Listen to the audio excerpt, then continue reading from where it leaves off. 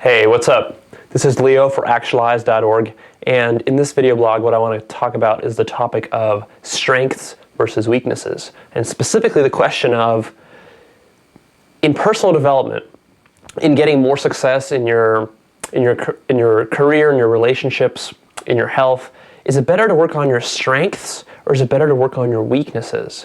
And the bigger question is, of course, just your overall happiness in life. Are you going to be happier if you focus on the weaknesses in your life, the things that you're not good on, or are you going to be happier by focusing on your strengths?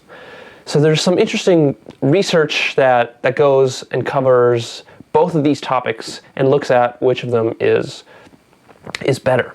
So the first and probably the most important research is by Martin Seligman, who is the father of the positive psychology movement now. And what he actually has on his website, authentichappiness.com, is he has a strengths assessment. And there you can go on and take the character strengths assessment, and it'll literally tell you the top strengths that you have as your personality type. So it'll tell you if your strengths are being generous or being grateful or being open-minded or being curious or being artistic, some various strengths. And then, of course, there's the common idea that we want to work on our weaknesses too, right? So a strength, for example, if a strength of yours is working with people and interacting with people, and you get a lot of joy from that and it also comes easily to you, then that's a strength. Now, a weakness of yours, for somebody else, that might be a weakness, right? Maybe you're an introverted, shy person, and therefore working with other people comes as a struggle to you.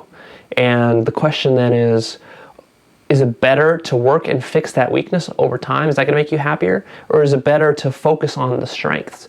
There's actually a lot of compelling evidence to show that working on your strengths, not your weaknesses, is the best way to be happy.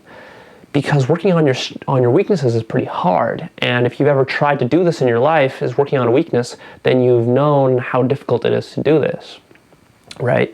So maybe you've had trouble with fitness, maybe you've had trouble with shyness and introversion, maybe you've had trouble with other parts of your life, like character traits that you notice are deficient in you, and working on them can be very challenging because it's unnatural. It's not your natural way to be. So you have to really persevere, and you have to discipline yourself. You have to retrain your mind basically through a lot of consistent action to become better at that weakness.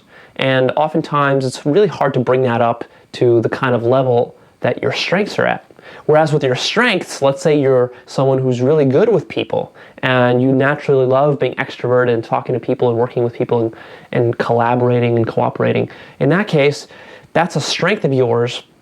And if you design your life to run in alignment with that strength, that can be a really powerful source of joy for you and just increase your overall happiness. So if you're an extroverted person and that's a strength of yours, and you're working someplace right now where you're not able to collaborate with people, you're not able to talk with people, let's say you're just working in a cubicle for 9 hours every day, well, you can see how that can become a problem because you're not really realizing and using your fullest gifts. And that's really what a lot of happiness is about, at least the quality kind of happiness that you can get in life is by putting yourself in situations where you're using your gifts to your full potential. So if you are that extroverted person, finding a job where that extroversion is actually serving the company and it's serving your managers and it's serving the public is a good thing.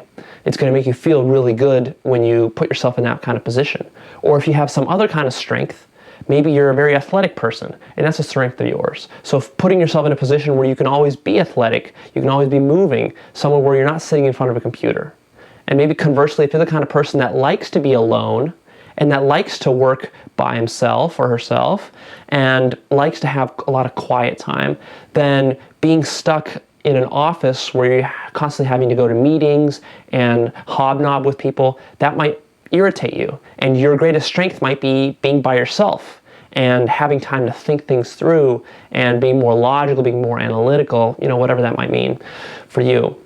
And then in that case, if that's your strength, then aligning your life so that strength is accentuated is great, because it's a strength of yours, right? So it's going to come very naturally, very easily to you. And when you do that, you're going to feel good because you're going to feel like your natural talents or gifts are being used.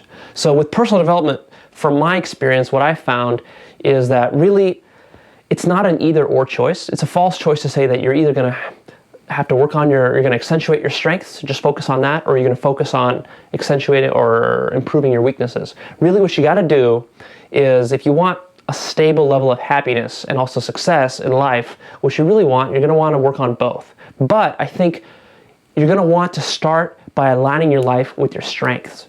That's the most important thing. You're going to get your biggest bang for your buck by aligning your life with your strengths. So if you go to AuthenticHappiness.com and you take that character strengths survey, it's a pretty comprehensive survey, and what it's going to give after you take that result, it's totally free. It's going to give you the result. And what you're going to get is you're going to get a list of your top 5 strengths.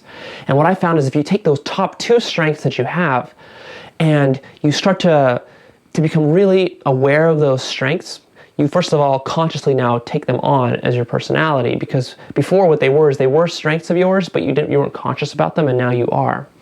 And what you're going to do is you're going to start to look for ways to align your life and to live those strengths on a day-to-day basis. So you could ask yourself a question like, how can I include more of these strengths in my daily routine? Or how can I do more things throughout the week that will allow me to really live into these strengths? And that might mean that you have to adjust the role that you play at work. That might mean that you have to adjust the role that you have in a relationship.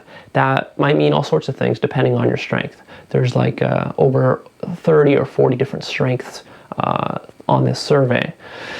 So that is going to be a great source of happiness, because right now, if you're not aligned with your top 2 strengths and you're not doing that on a daily basis, which is really important, is doing it on a daily basis, making it habitual, then you're not getting all the satisfaction that you could be out of your day-to-day. And then you're not as happy as you could be. So there's a lot of potential for growth for you there if you're not doing that already. But then once you've got those pieces in place, I feel like to really take yourself to the next level and to live a charged life, not just a comfortable life, you're not just going to want to be living in your strength. You're also going to be wanting to look outside and trying to round out your personality. Because what I found is that the more rounded you become as you grow, you basically look at your deficiencies and see that they're limiting you in certain ways, right? And in fact, I've also found that it can be the case that a deficiency or a weakness that you have is going to limit how much you can accentuate your strengths, how much you can live your strengths. So sometimes working on your weaknesses is important, especially I think when you see that those weaknesses are holding you back from living that charged kind of life. Because here's the thing, is that the comfortable life that you're living, if you're just living your strengths and you're not taking care of any of the weaknesses that you have, you're going to be limited in how far you can go in your life. And you're going to be limited with the peak experiences. You're not going to experience as much growth overall. And those weaknesses can really be holding you back. So if you have a certain weakness, don't let that limit you and keep you in a box, because that's what a lot of people do, is they're boxed in by their weaknesses, by their limitations. And even though they might have a job, for example, where they're living their strengths, the weaknesses still kind of hem them in. So maybe they're shy and reserved, and that shyness and reservedness, they just say, well, I'm a shy and reserved kind of person, and so I'm not going to try to correct that. I'm not going to work on that at all. I'm just going to focus on being very, very introverted, and I'm just going to sit and lock myself up in my room and do the work that I want to do, and I'm going to be successful that way. I think the fact of the matter is that you can be successful that way, but that's actually a bad thing, because a lot of times you can get success by being very laser focused, and that's what success is about channeling your strengths and focusing them and producing value that you can then give to the people, therefore you get value back in return. But that doesn't always lead to ultimate happiness. If you want to really work on your happiness and fulfillment in life, beyond just success, what you've got to do is you've got to look at where your weaknesses are holding you back from really being the best that you can be. So maybe that shyness that you've got is holding you back from actually going out and sharing the message that you have. I know personally for me, that's been the case. I tend to be a very introverted person. And over the last few years, as I've recognized the limitations that introversion has placed on me, I've really committed to working those weaknesses out. And what happened is that throughout most of my my teenage years and then my early career, what happened was that I was really bought into the fact that I am an introvert, and I'm totally happy with that, and that I'm just going to work on my strength of introversion. And so I wouldn't have any problem locking myself in a room and working hard and doing all this stuff and not socializing. And I felt honestly good about that. I didn't feel like I needed a lot of extroversion.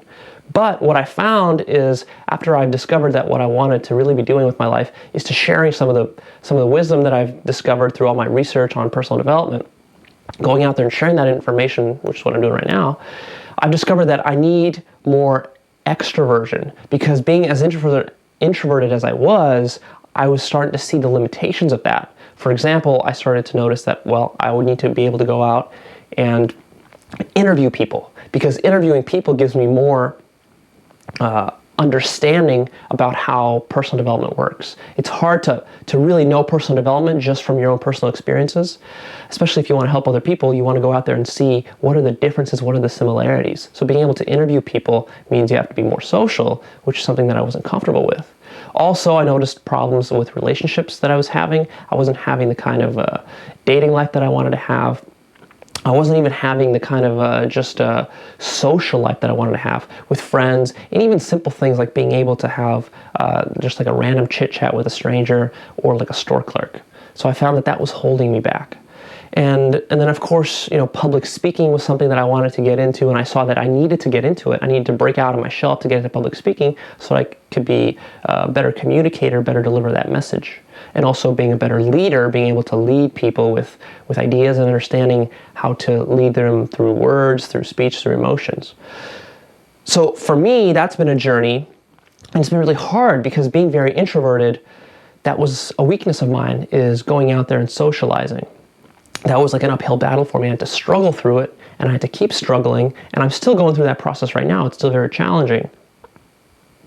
And what I've discovered, though, is that if I really want to live into my full potential and live the kind of life that I envision for myself, the kind of life that I see myself living 5-10 years from now, I really see the importance of working on the weaknesses. Because if all I did was I focused on my strengths, in this case, let's say introversion, and I'm also a very logical, analytical person, if I just focused on those, then I would be limited in how much impact I could have. I couldn't really be doing what I'm doing right now. And what I'm doing right now is still something that I'm growing into, and I'm developing my speaking skills, my communication skills. So all of that stuff, I would be limited in the message that I could do. So maybe if my work was being a programmer, for example, maybe that wouldn't be as important. But because I chose to go into speaking and coaching and motivation and personal development, and I have this blog, I had to really commit to this idea that I had to work on my weaknesses too. And as I've been doing that for the last 3 years or so, I've really taken this to heart, that I'm going to fix this extreme introversion that I had. I found a lot of benefits by having a better dating life, better confidence, better friends, being more social, just being even more comfortable when I'm at the store and I'm having a random conversation with a clerk, or going to get a haircut, and being able to, instead of what I had before, was I would just sit there in silence and sit there in some awkward situation. Here now I'm able to have a decent conversation, actually have fun, being able to flirt and being able to crack jokes, that kind of stuff. It just makes me happier to be able to do that. So in this case, working on my weaknesses was really, really great, and I'm still going to continue to do that, even though it's challenging. So that's the trick, is that if you're living a comfortable life, then you're going to tend to not want to work on your weaknesses, because working on your weaknesses is challenging. It's much easier to focus on your strengths. But back to this idea that really it's a false dichotomy. It's not going to be the case that you work just on your strengths or you work just on your weaknesses. You really want to do both.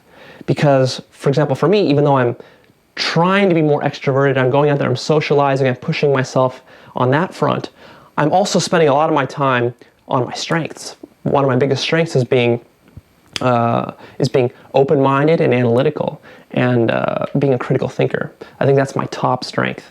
And so the way that I work on that is by all the reading that I do, all the research that I do, all the studying that I do, all the note-taking that I do, these blogs where I do a lot of analysis, writing articles, that sort of thing. So all of that is working on my analytical strength. And that analytical strength is going to be really the thing that gets me material success. So that's if you're trying to build a good career or a job or a business or be successful with money, then that's where your strengths are going to come in, and working on those and really focusing on those.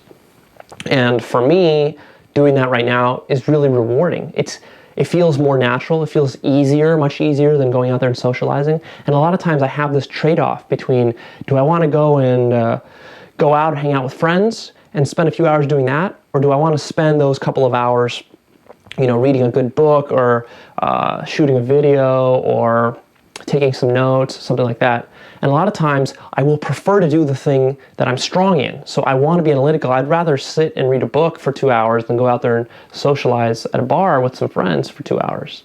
But I also realize that if I want to get to where I want to get to, if I want to live the kind of life that I imagine for myself 10 years from now, where I'm out there doing speaking and I'm influencing people and I know a lot about personal development and I'm able to communicate that effectively, and I'm also having the kind of friends that I want, and I'm also having the kind of relationships that I want, I realize that I need to go out there and push myself on the introversion front and push myself out of my comfort zone there. So it's a balance, and it's tough. It's something I have to work through, and I'm always kind of tempted to go one direction or the other. So the bottom line here, and Eben Pagan talks about this, is that if you want to be really successful in your career or in your business, focus on your strengths. Because your strengths, when you focus on them, they start to generate value. That value that you're generating for other people. So in your job, if you're great at programming, focus on that. If you're great at being analytical, focus on that. If you're great at interacting with people, focus on that. And then you're going to tend to see that if you do that and you set up circumstances properly, then you're going to get the financial rewards and the success that comes from that. But if you want to be a well-rounded person overall, and you see yourself stifled in certain ways and limited in certain ways by other factors in your life, like factors that are not brought up to the same level as your strengths, then those are your weaknesses. And to get the best personal development, not your business side handled, but your personal development, you're going to want to look at your weaknesses, and you're going to want to round yourself out as a human being. And both of those things, I think, should be pursued. The question is, which of those is right for you at this moment right now? If you want to work and focus more on your career and your business, then you're probably going to want to take that strengths assessment and take a look. How do you incorporate more of those strengths in your day-to-day? How do you incorporate more of that in your business life, in your career, at your job? And that's going to make you really fulfilled. And then if you're struggling, if you're seeing that you're struggling, that you're pretty good with your career and your business and you're happy with that, and maybe you're struggling in certain areas of your life, like maybe you have a trouble with the work-life balance and you're not having the kind of relationships that you want to have, or you're not having the kind of friends that you want to have, or you're lacking in some area of your life, or maybe you're feeling something is holding you back at work, then maybe look at your weaknesses and take a look at what you're not so good at. And if you take that strength survey on AuthenticHappiness.com, then you're gonna see they're gonna list your weaknesses as well. And so that's probably gonna give you a few immediate realizations about areas in your life that could be improved if you worked on those weaknesses. And then you can come up with ways to work on those weaknesses and get those a little bit up and more in line with your strengths. And then you'll find that once you've got your strengths and your weaknesses kind of at the same level, or at least you bring up your weaknesses, you're gonna have less struggle in your life. And it's also a great growth process, because as you're struggling to overcome your weaknesses, even though it's much more challenging than working on your strengths, you're gonna find that you're growing, you're realizing new things, you're learning new things about yourself that you haven't really known before, and you're gonna get a lot of reward from that. You're gonna get a lot of fulfillment from that, even though it is gonna be challenging. So the bottom line is work on both your strengths and your weaknesses. It's not the case that one is better than the other. It's going to really depend on what your situation is. And over the course of your life, you're going to find that you're going to have points in your life where you're working a lot on your strengths. You're going to have points in your life where you're going to be working on a weakness. You're going to have points in your life where you're doing a combination of both. And so that's something that you're just going to have to feel out and figure out what's right for you in this particular moment in time. So go ahead and take that strengths assessment if you haven't. It'll tell you about your strengths and your weaknesses. It's free. It can be found on AuthenticHappiness.com. So that's it for this video. If you have any comments, go ahead and leave them. Also, check out Actualized.org for more videos about how to live your full potential, more videos about strengths, weaknesses, and also the text that usually accompanies these videos you can find on the site. Get in touch with me. I really love hearing comments, and I love to hear suggestions for what kind of content I can shoot for the future.